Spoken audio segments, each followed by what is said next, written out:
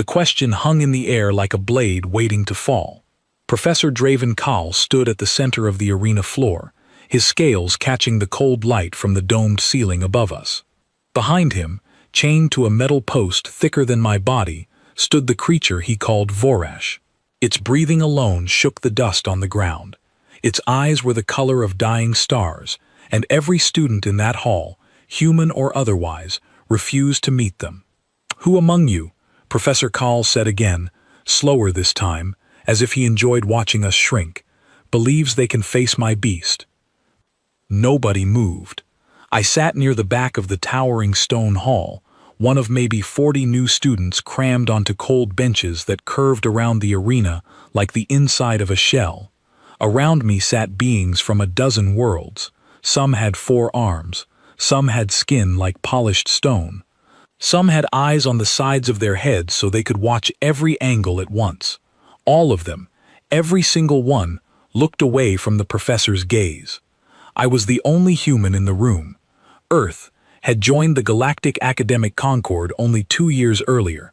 We were the newest species allowed into their halls of learning, and from the moment I arrived, I understood exactly how the others saw us. Slow, soft, breakable, a species that had barely learned to leave its own solar system standing shoulder to shoulder with civilizations that had been crossing the stars before humans learned to write. Professor Kahl's class was called Practical Applications, and within the first week I had heard enough rumors about it to understand why students spoke his name in whispers. He did not believe in lectures. He believed in trials.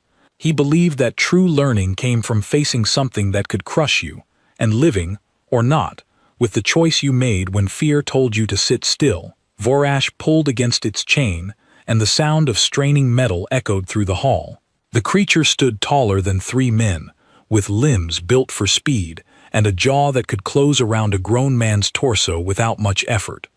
Its skin looked like armor plating, dark green shifting to black where the light failed to reach. "No one," Professor Kahl said, and there was no surprise in his voice, only satisfaction. "As I expected, fear is the first lesson, and it seems you have all already learned it." He turned, ready to move on, ready to dismiss us as one more disappointing intake of frightened children pretending to be scholars. I don't know exactly what made me do it. Maybe it was the way he said "no one," like it was already decided, like we had been measured and found lacking before we even opened our mouths. Maybe it was the memory of my older brother, who used to tell me that people will always underestimate you until the day you make them stop. Maybe it was something simpler than that. Maybe it was just that I was tired of being looked at like I didn't belong. I raised my hand. For a moment, nothing happened. I don't think anyone actually saw it. Then the student next to me, a tall being with pale blue skin and too many fingers, turned his head slowly and stared at my raised arm like it belonged to someone else. "Human," Professor Kahl said, and his voice cut through the hall like it was heard clearly for the first time. "Lower your hand. This is not a joke." "I'm not joking," I said. My voice came out steadier than I expected, though my heart was slamming against my ribs hard enough that I was sure everyone could hear it. Whispers broke out across the benches. I heard my name pass from mouth to mouth, though most of them mispronounced it. Ethan, Ethan, Hale, the human who volunteered to die. Professor Kahl walked closer, his heavy footsteps echoing off the stone. He stopped a few feet from where I sat, close enough that I could see the ridges along his jaw and the strange, ancient patience in his eyes. He studied me the way a scientist studies something he did not expect to find under his microscope. "Do you understand what you are asking for?" he said. "Vorash was not raised in a garden. She was bred in the deep training pits of my homeworld. She has already ended the ambitions of stronger, faster, more capable students than you. Human bodies are notoriously fragile. Your bones break easily. Your skin tears easily. You do not have claws, or armor, or venom, or any of the advantages every other species in this hall was born with." "I know," I said. "Then why?" I looked past him, at Vorash straining against her chain, at her burning eyes fixed on nothing in particular, and then I looked at the sea of faces around me, all of them waiting for me to admit I had made a mistake, all of them ready to laugh the moment I did. "Because someone has to," I said. "And because you asked." And everyone else stayed quiet like the answer was already no. "I don't think it has to be." A murmur spread through the hall, somewhere between disbelief and amusement.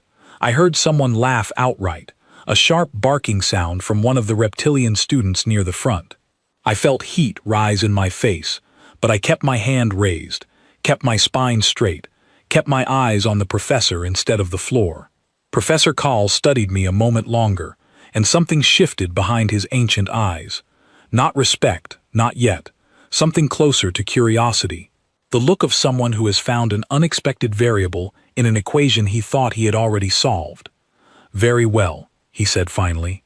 "Human, Ethan Hale, you will face Vorash in 7 days' time, in this very arena, before the entire intake of this academy. If you survive, your name will be remembered here. If you do not—" He did not finish the sentence. He did not need to. The hall fell silent again, but it was a different kind of silence now. Before, it had been the silence of fear, of 40 students refusing to move. Now it was the silence of an audience that had just watched something they did not expect, and did not yet know what to make of it. I lowered my hand slowly, aware that every eye in the room was still on me. The blue-skinned student beside me leaned in, his voice low. "Do you know what you just did?" he whispered. I raised my hand, I said. "You may have signed your own end," he said, not unkindly.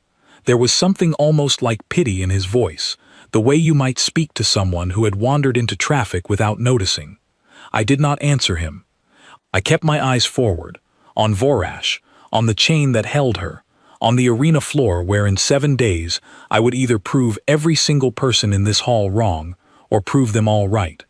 Professor Call returned to the center of the arena and raised a hand for quiet, though the hall had already gone still on its own.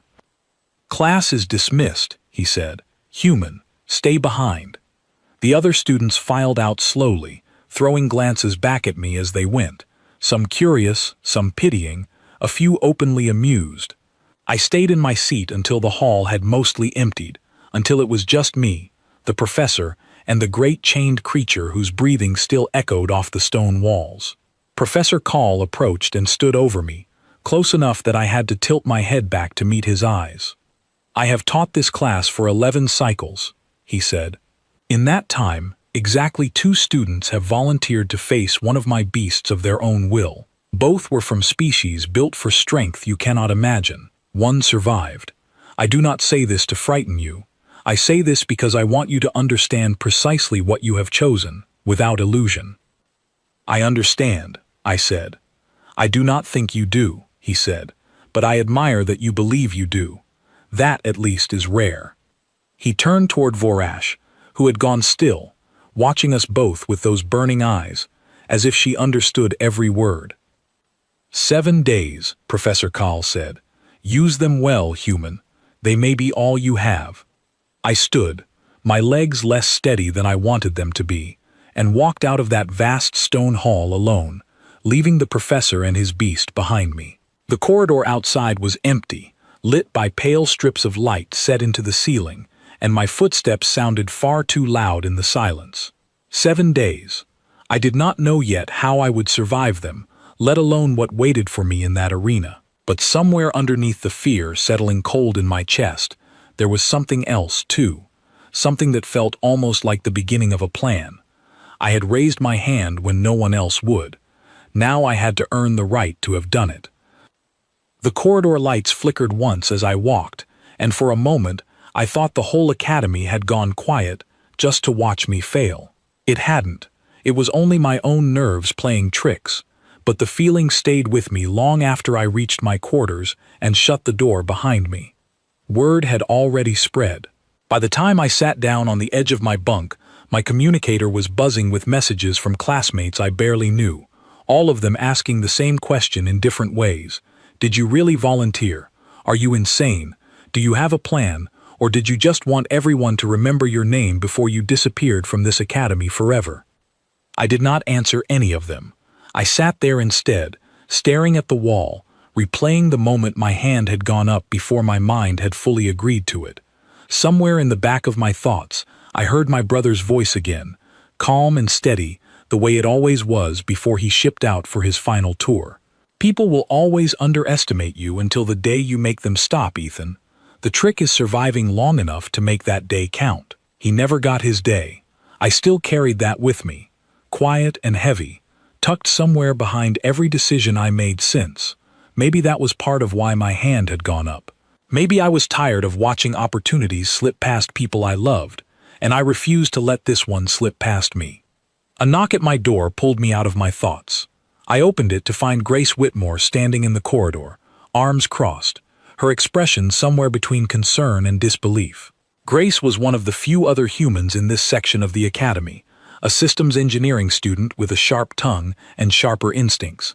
We had shared exactly 3 conversations before that day, mostly about how strange the food was in the dining hall. "Tell me you didn't actually do what everyone is saying you did," she said. "Depends what everyone is saying. That you volunteered to fight Professor Kahl's beast, the one that already put 2 students in the medical bay last cycle, and those students had exoskeletons." "That's the one," I said. Grace exhaled slowly and pushed past me into my quarters without waiting for an invitation. She sat down on the single chair by my desk and studied me like she was trying to figure out if I had lost my mind or found something the rest of us hadn't. "Why?" she said. It wasn't really a question, it was a demand. I told her the truth, or as much of it as I understood myself, that I was tired of the silence in that hall, tired of watching every species look away rather than answer a question that deserved an answer. That somewhere between the professor's words and the beast's burning eyes, something in me had refused to stay quiet. Grace listened without interrupting, and when I finished, she leaned back in the chair and studied the ceiling for a long moment. "You know this isn't about pride, right?" she said finally. "If you go into that arena thinking with your chest instead of your head, that thing is going to end you before you finish your first thought." "I know." "Then you need a plan. An actual plan, not a speech." She was right, and some part of me had known it since the moment Professor Kahl walked away from us in that hall. 7 days was not enough time to grow claws or armor or the raw strength every other species in this academy had been born with. If I wanted any chance of walking out of that arena, I needed something else. Something that had nothing to do with muscle or teeth. I needed to understand exactly what I was facing. The academy library was enormous, a spiraling tower of information collected from 1,000 worlds, and I spent that first night buried in it, searching through records on Vorash's species. It took hours to find anything useful, translated poorly through 3 different alien databases, but eventually I found what I needed. Her species was called the Drenari, apex predators from a world with crushing gravity and thin, toxic air. In the wild, Drenari hunted in open plains, relying on speed and raw power to run down prey before it could escape or hide. But Vorash was not wild. She had been bred in captivity, in training pits designed to sharpen her into a weapon, and that detail mattered more than anything else I found that night. A wild predator learns through instinct and experience across a lifetime of hunting. A bred and trained predator learns through repetition, through patterns reinforced again and again by the same trainers, in the same enclosed spaces, against opponents chosen specifically to demonstrate her strength. Vorash had never faced anything that refused to fight her on her own terms. I closed the database entry and sat back in my chair, my mind already turning over the shape of an idea. Every student who had faced her before, and lost, had almost certainly tried to match her. Strength against strength, speed against speed, claws and armor against claws and armor. They had walked into her arena, playing the only game she had ever been trained to win. I did not have claws. I did not have armor. I did not have the raw speed to outrun something built by evolution and training to hunt across open plains. But I had something else. Something no wild predator, and certainly no trained one, had ever needed to develop, because nothing on her homeworld had ever forced her to face it. I had the ability to think several steps ahead, to plan, to build tools, to study patterns and turn them against the thing that relied on them. Over the following days, I barely slept. I split my time between three things.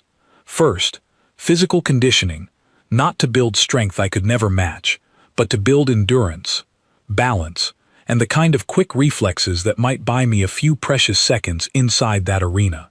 Grace helped with this part more than she probably realized, pushing me through drills she remembered from self-defense classes back on Earth, correcting my footwork, forcing me to move faster than I thought I could.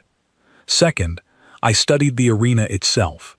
I requested access to its schematics, citing preparation for the trial, and to my surprise the request was approved without question. The arena floor was mostly open, with a scattering of raised stone pillars near the edges, remnants of older trials that had never been cleared away. Most students probably saw those pillars as obstacles to avoid.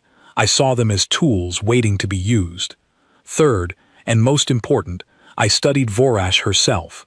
Not just her species, but her specifically, through recorded footage of her previous trials that the Academy kept on file for study purposes.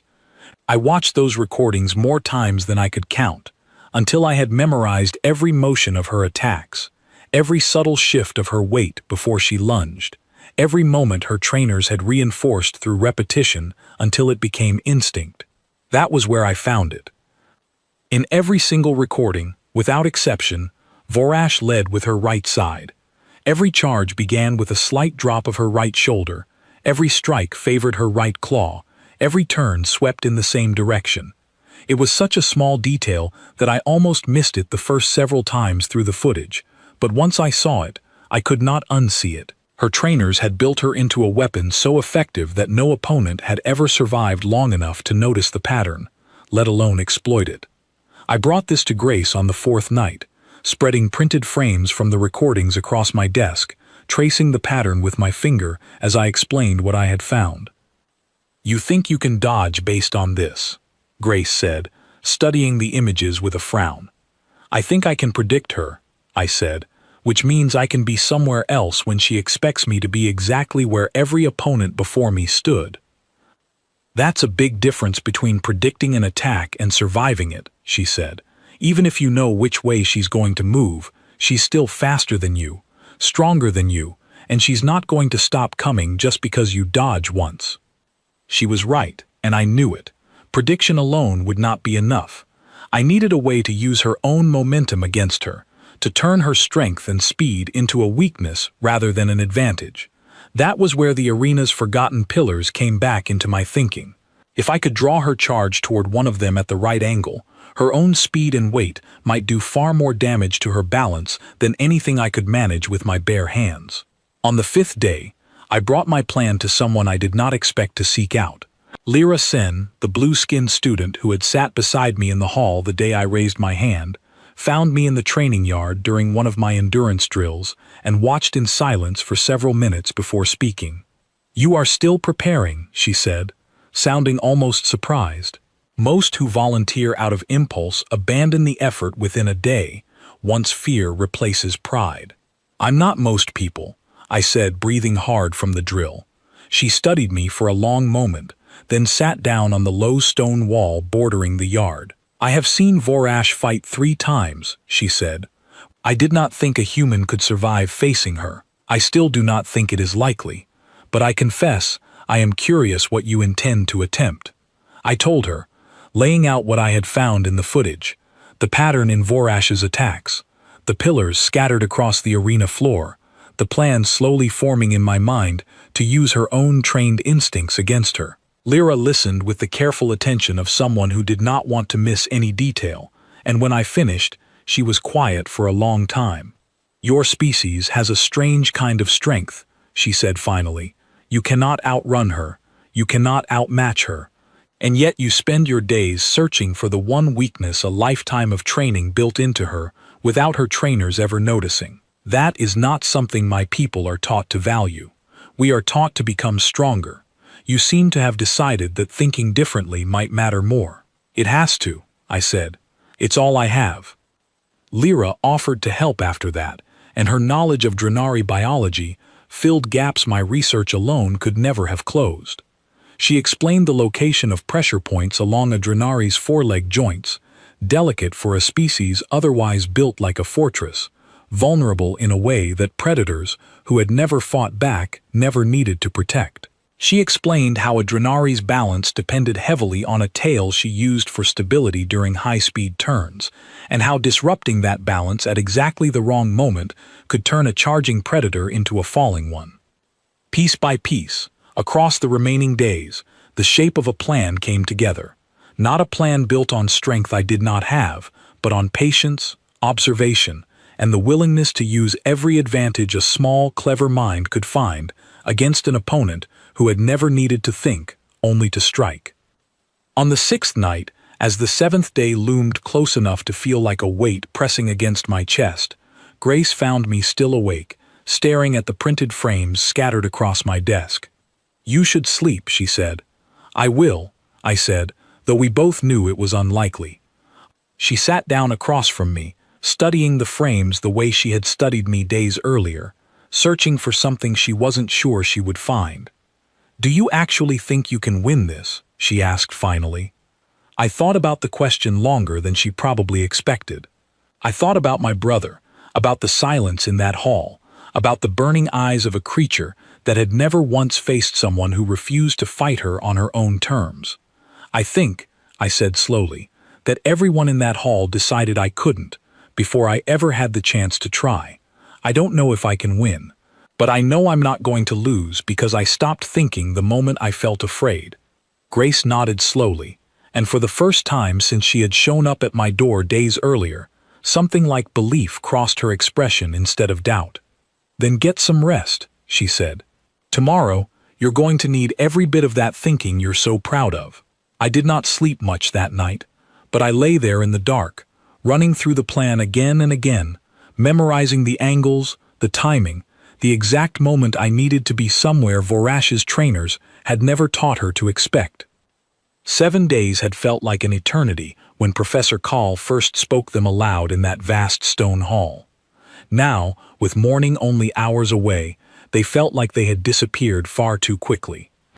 Tomorrow, I would walk into that arena in front of the entire intake of the academy, and I would find out whether thinking differently was enough to survive where strength alone had never been tested. Morning came with a strange kind of quiet, the kind that settles over a place right before something large is about to happen. I woke before my alarm, already turning the plan over in my mind, and for a moment I let myself believe the 7th day had arrived. It hadn't.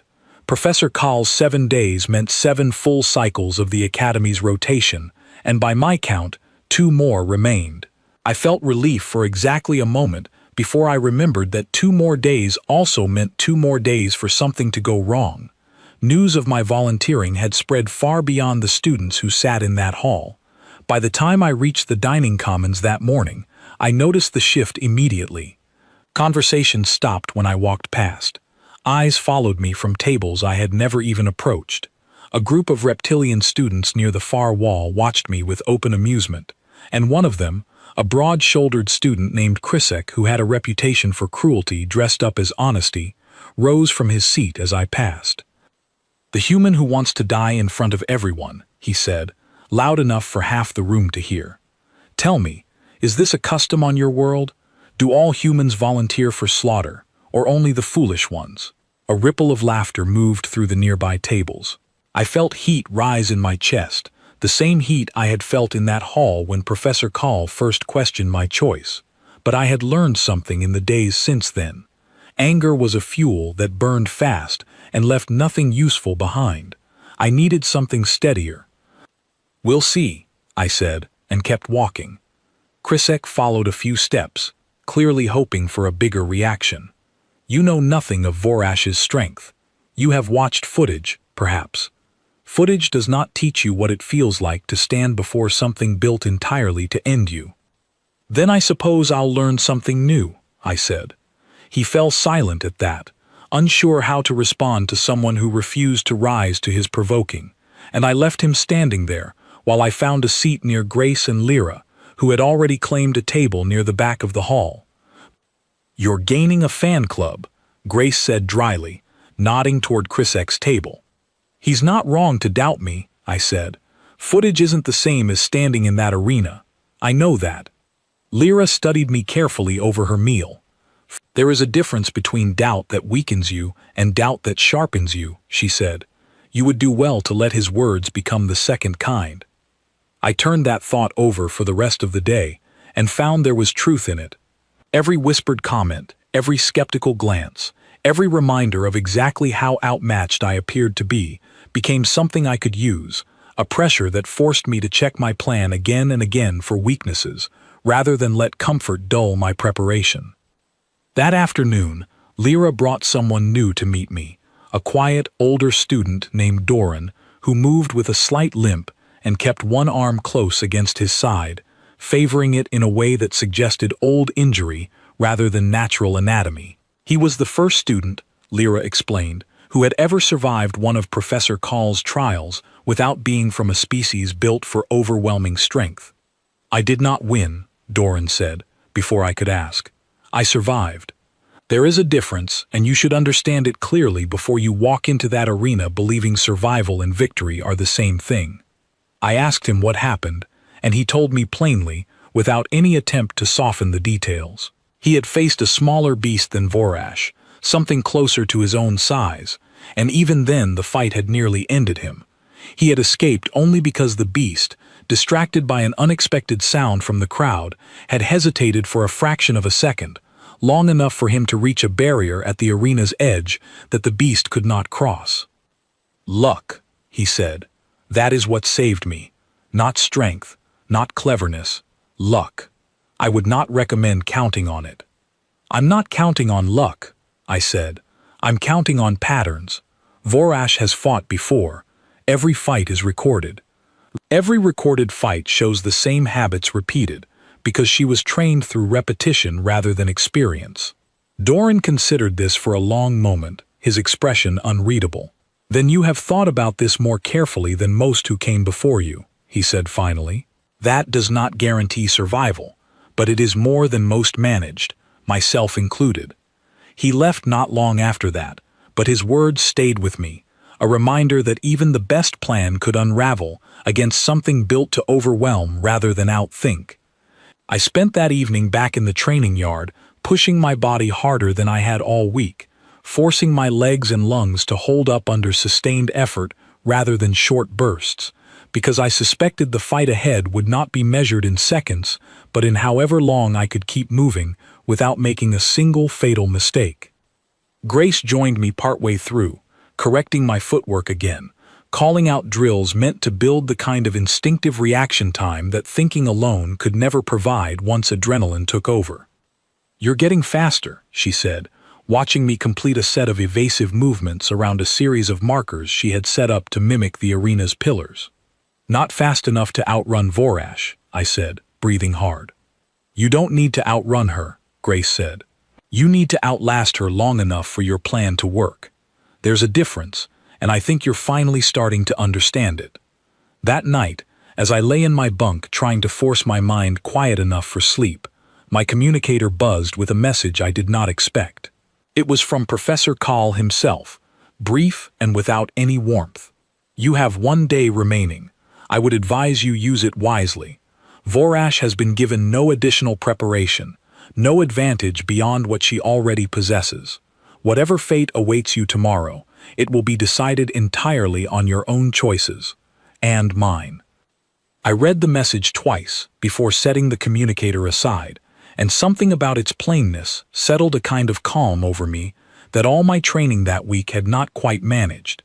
There would be no trick, no unfair advantage stacked against me beyond what already existed. Whatever happened tomorrow, it would come down to preparation, patience, and the willingness to trust a plan built from careful observation rather than raw strength. I met with Grace and Lyra one final time before the day ended, in a quiet corner of the training yard, beneath a sky scattered with unfamiliar stars.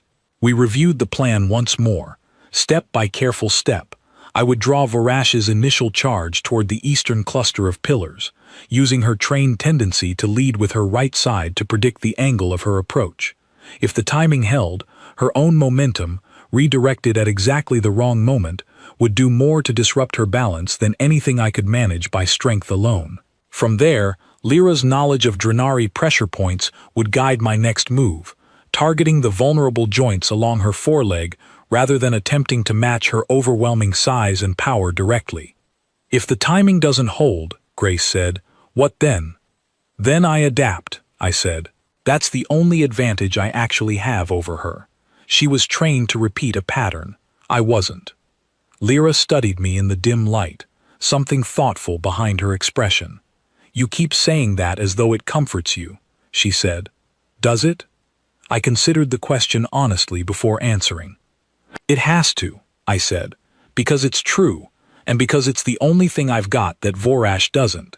We parted ways not long after, Grace offering a final word of encouragement that sounded almost like an order, Lyra offering a quieter nod that carried more weight than words might have. I returned to my quarters alone, and for the first time since raising my hand in that hall, I allowed myself to feel the full weight of what tomorrow actually meant. I might not survive it. The thought did not arrive with the fear I expected. Instead, it arrived quietly, almost gently, settling beside the resolve that had carried me through the past 7 days. I thought again of my brother, of the day he shipped out, of the words he left me with, that I had carried across an entire ocean and then across the stars themselves. People will always underestimate you until the day you make them stop. I did not know yet if tomorrow would be that day, but I knew I had done everything within my ability to make it possible, and there was a strange kind of peace in that knowledge, even sitting alongside the fear. I checked the schematics of the arena one final time, tracing the position of the eastern pillars with my finger, memorizing the distance between them, the angle of approach, the timing that would need to hold perfectly if the plan had any chance of working. I reviewed the recorded footage of Vorash's previous fights once more, watching for anything I might have missed, any detail that could mean the difference between a plan that worked and one that collapsed the moment real claws replaced recorded ones. Sleep, when it finally came, was thin and restless, filled with half-formed images of burning eyes and stone pillars, and a chain straining against metal loud enough to wake me twice before dawn actually arrived. When morning came at last, it arrived exactly as mornings always did, indifferent to the fact that everything about my life might change before it ended. I dressed in silence, checked the small collection of tools I had assembled over the past week, nothing more than simple items repurposed from training equipment, nothing that could be called a weapon by any definition Professor Call would recognize, and made my way toward the arena. The corridor felt longer than it had the day I first walked out of that hall, and every step echoed louder than it should have. Students I passed along the way fell silent, watching me with expressions I could not fully read, somewhere between disbelief that I had actually prepared and quiet respect for whatever I had managed to become in the span of 7 days.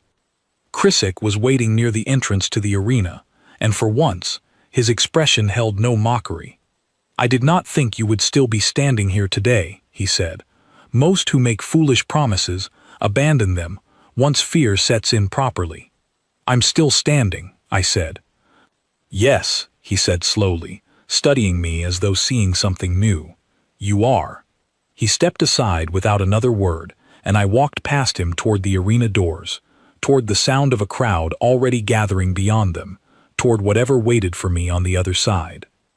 7 days had passed. The plan was as ready as it would ever be.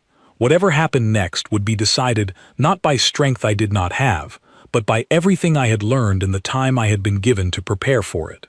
I pushed open the arena doors and stepped inside. The arena looked different from the floor than it had from the benches above, larger somehow, though I knew the measurements by memory. The stone pillars I had studied for days rose along the eastern edge exactly where the schematics had shown them, weathered and pale under the harsh overhead light. The crowd filled every bench in tiers around me, hundreds of students and instructors from a dozen worlds, their voices blending into a low, restless hum that stopped almost entirely the moment I stepped onto the open floor. Professor Call stood near the center, exactly as he had the day I raised my hand. Beside him, chained no longer, stood Vorash. Seeing her without restraints changed everything. In the recordings, in my memory of that first day, she had always been held back by something. Now there was nothing between us but open ground, and the sheer scale of her seemed to grow the longer I looked at her. Her breathing rolled through the arena like distant thunder, and those burning eyes fixed on me the moment I crossed onto the floor, tracking my movement the way a predator tracks something it has already decided is prey. "Ethan Hale," Professor Call said, his voice carrying easily across the silent arena. "You stand here by your own choice, as you did 7 days ago. Do you wish to withdraw that choice now, before it becomes permanent?" I thought of my brother. I thought of the silence that had filled this hall the day no one else raised their hand. I thought of Grace's steady patience, Lyra's careful knowledge, Doran's honest warning, and Krisek's grudging respect at the arena doors only moments earlier. "No," I said. "I don't." Professor Call studied me a moment longer, then raised a hand and stepped back toward the arena's edge. "Then let it begin." The chain fell away from Vorash's collar with a heavy metallic sound, and for one long second, nothing happened. She simply stood there, watching me, her massive frame utterly still, except for the slow, deliberate movement of her breathing. Then she charged. Everything I had studied in those recorded fights compressed into a single instant. Her right shoulder dropped exactly as it had in every recording I had watched, the same subtle shift of weight repeated so many times it had become instinct rather than choice. I moved left, toward the eastern pillars, my legs carrying me faster than I had ever managed in training, adrenaline erasing the boundary between plan and instinct. Vorash adjusted, faster than I expected, closing the distance in a handful of strides that ate up the space between us, far quicker than the recordings had suggested. I reached the first pillar with barely a body's length to spare, throwing myself sideways around its base as her massive shoulder collided with the ancient stone. The impact shook the ground beneath my feet. Dust and small fragments of stone scattered across the arena floor, and for a moment Vorash staggered, her balance disrupted exactly as Lyra had predicted. It was not enough to bring her down, not nearly enough, but it bought me the only thing I actually needed in that moment: time. I moved immediately toward the second pillar, drawing her attention, forcing her to reset her charge rather than simply correct her balance and continue forward. She turned toward me with a speed that made my earlier confidence feel foolish, closing the gap again before I had covered half the distance I needed. I did not reach the second pillar in time. Her shoulder caught my side as I twisted away, not a direct hit, but enough force to send me sprawling across the stone floor, the impact driving the air from my lungs and scattering my careful plan into fragments I had to reassemble in the space of a single desperate breath. I rolled instinctively, aware on some distant level that stillness meant an ending I had spent 7 days trying to avoid, and came up onto one knee just as Vorash turned to face me again.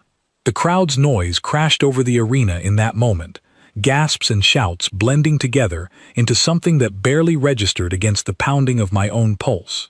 Somewhere above, I thought I heard Grace's voice, though I could not have said with any certainty in the chaos of that moment.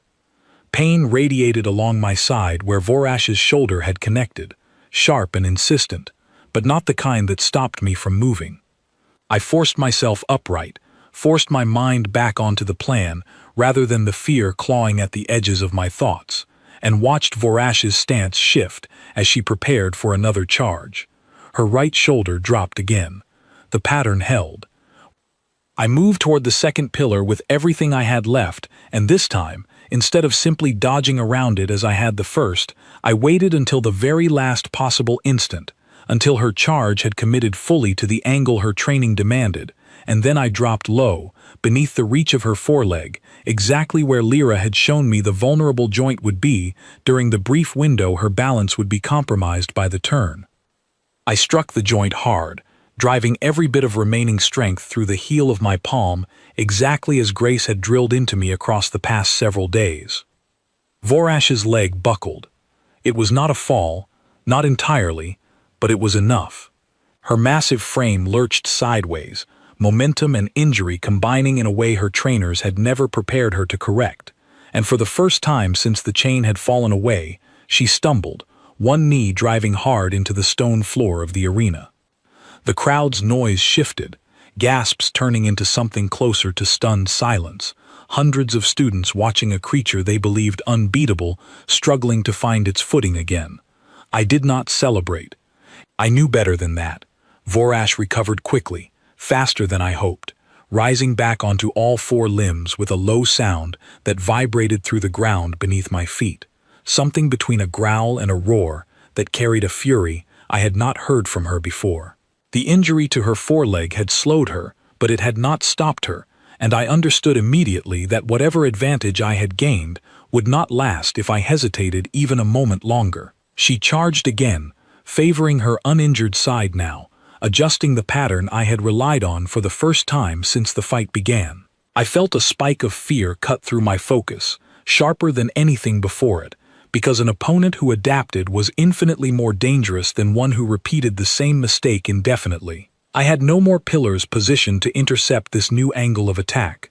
I had only myself, my legs, and whatever remained of the plan I had built across 7 desperate days. I moved toward the open center of the arena rather than away from it, a choice that went against every instinct screaming at me to retreat. But I remembered something from the recordings, something about the way Vorash's tail worked to stabilize her during rapid changes of direction. If I could force her to turn sharply, rather than simply chase me in a straight line, that same tail Lyra had described might become a weakness rather than an advantage. I let her close the distance further than felt safe, closer than any of my training had prepared me to accept, and at the very last moment, I dropped and rolled hard to my right, forcing her to twist her entire body to correct course. Her tail swept wide to compensate for the sudden turn, exactly as Lyra had described, and for a fraction of a second, her balance hung suspended between correction and collapse. I did not hesitate. I drove forward, low and fast, and struck the same vulnerable joint on her opposite foreleg, using every remaining ounce of strength and momentum I had left. This time, the impact combined with her own compromised balance was enough. Vorash's massive frame tilted, then fell, the ground shaking beneath the weight of her collapse, dust rising in a cloud around her fallen form. The arena went utterly silent. I stood over her, breathing hard, my side aching fiercely from the earlier blow, my hands trembling from exertion and the last fading edge of adrenaline. Vorash lay on the stone floor, her massive chest rising and falling rapidly, those burning eyes fixed on me, with something that had shifted from predatory fury into something closer to confusion, as though she could not understand how the pattern she had trusted her entire life had failed her. I could have pressed the advantage further. I could have ended the fight in whatever way the arena's rules might have allowed.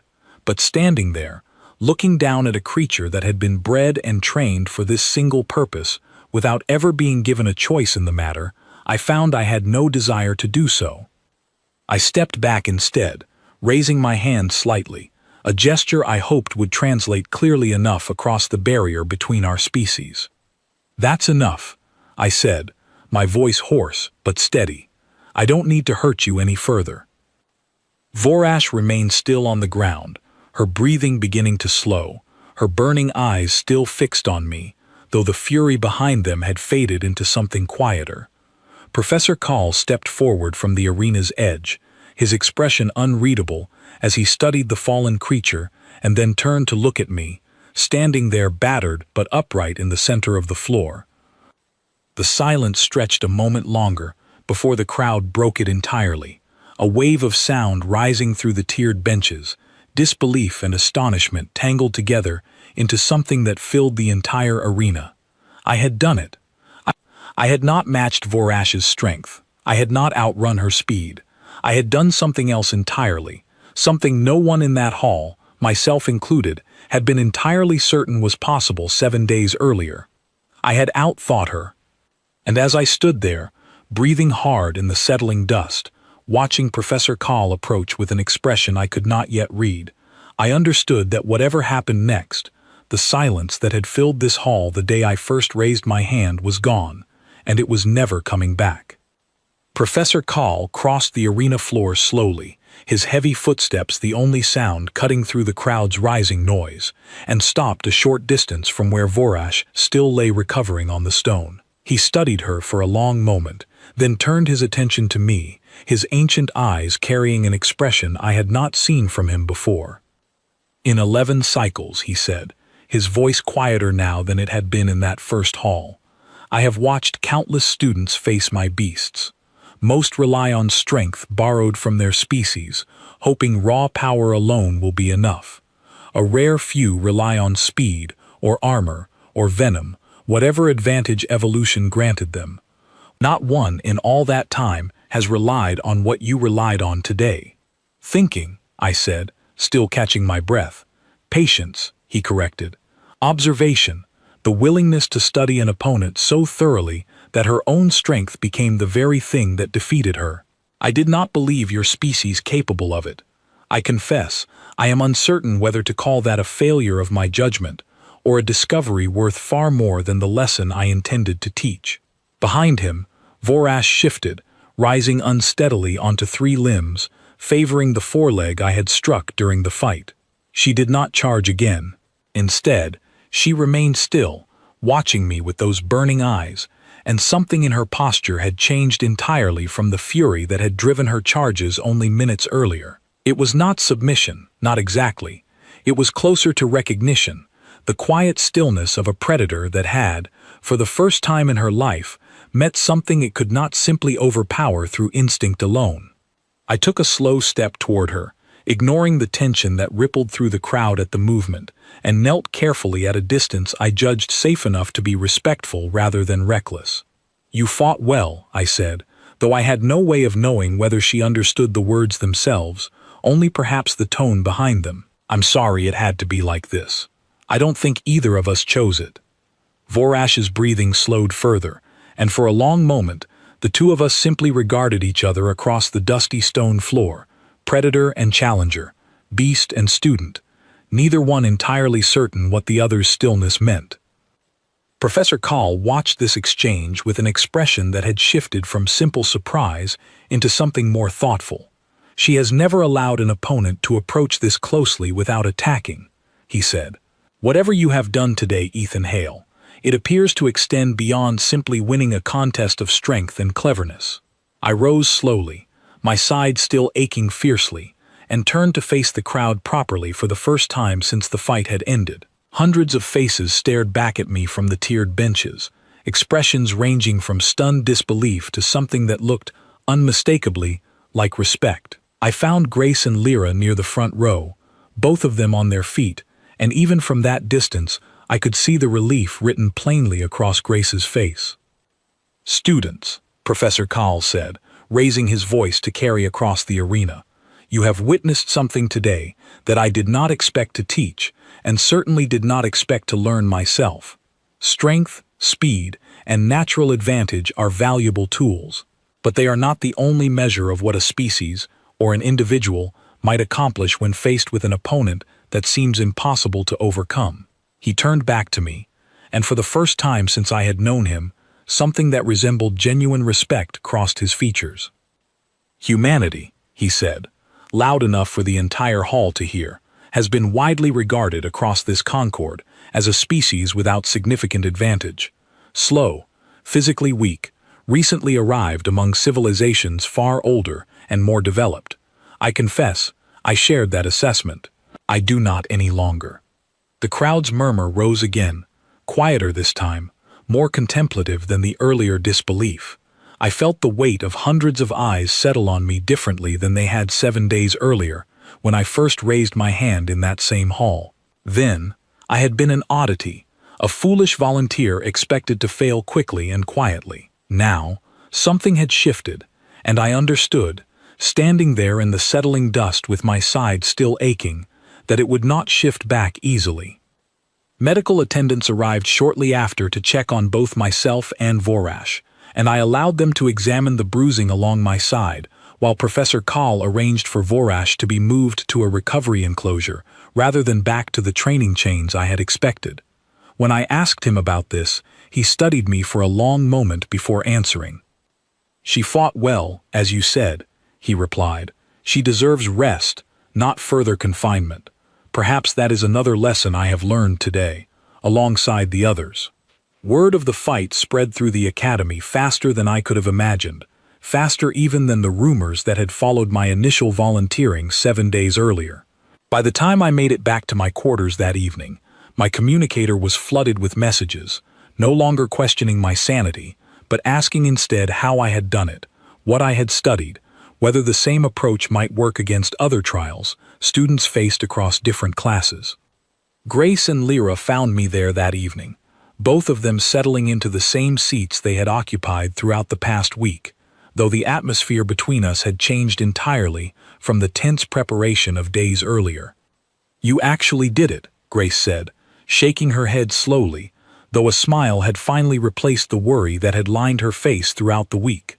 "I half expected to be picking pieces of you off that arena floor." "So did I, honestly," I admitted.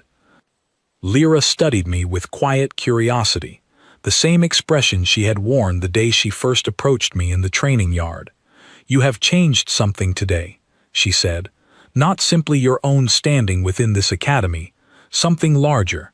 I have already heard students from other intakes discussing what happened, wondering whether their own assumptions about your species require reconsideration." "It's one fight," I said. "It doesn't prove anything about all of humanity." "Perhaps not," Lyra said, "but it proves something about what is possible, and sometimes that is enough to begin changing how an entire hall thinks, even before certainty arrives." Over the following days, the shift Lyra had described became impossible to ignore. Students who had once avoided eye contact now approached me with questions, curious about the methods I had used, rather than mocking the choice that had led me there. Krissick, of all people, sought me out during a meal one afternoon, and though his tone still carried its usual edge, something had softened within it. "I did not believe you would survive," he said plainly. "I am willing to admit when I have misjudged something. You did not win through strength. You won through something else, something I am not certain my own species values as highly as perhaps we should." "Everyone has different strengths," I said. "Mine just happened to be one Vorash's training never prepared her to face." He considered this for a long moment, then nodded once, a gesture that from him carried more weight than an extended apology might have from someone else. Professor Call summoned me to his private study a week after the trial, and I found him there surrounded by shelves of records and specimens collected from a lifetime spent studying creatures far more dangerous than most students could imagine facing. He gestured for me to sit, and for a while, neither of us spoke, the silence comfortable rather than tense. "I have taught this class for over a decade," he said finally. "In that time, I believed I understood precisely what determined an opponent's success or failure within my arena: strength, speed, natural advantage granted by evolution across countless generations. You have forced me to reconsider an assumption I did not realize I had allowed to calcify into certainty." "I didn't have a choice," I said. "I didn't have the advantages the others did. If I wanted to survive, I had to find something else." "That," Professor Call said, "is precisely the lesson I intend to teach going forward, though I confess, I did not anticipate learning it from the very species I once considered least likely to demonstrate it. Your world, Ethan Hale, is young among the civilizations of this Concord, but I suspect it will not remain underestimated for long, if your own conduct within my arena serves as any indication of what your species is capable of when properly motivated." I thought of my brother again in that quiet study, of the promise I had carried with me across an ocean and then across the stars themselves. I thought of the silence that had filled that hall 7 days before my trial, the silence that had followed no one raising their hand until I did. I understood, sitting there across from a professor who had once looked at humanity with quiet dismissal, that something larger than a single fight had shifted within that arena. It was not that humans had proven themselves stronger than any other species in the Concord. We hadn't, and I doubted we ever would, in the ways that mattered to species built by evolution for raw physical dominance. What we had proven, or what I hoped we had begun to prove, was something quieter and perhaps more lasting. That strength alone did not determine what a species or an individual might accomplish. That patience, observation, and the refusal to accept defeat before even attempting the fight mattered just as much, sometimes more, than any physical advantage granted by birth.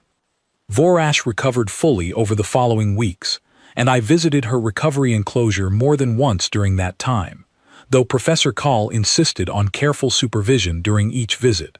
She never charged at me again, never displayed the fury that had defined our first encounter in that arena.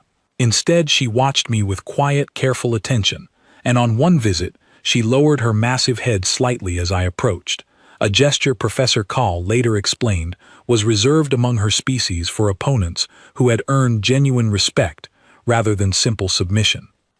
News of the trial spread beyond the Academy itself, carried through the Concord's networks to other worlds, other species who had likely never given humanity a second thought before that day.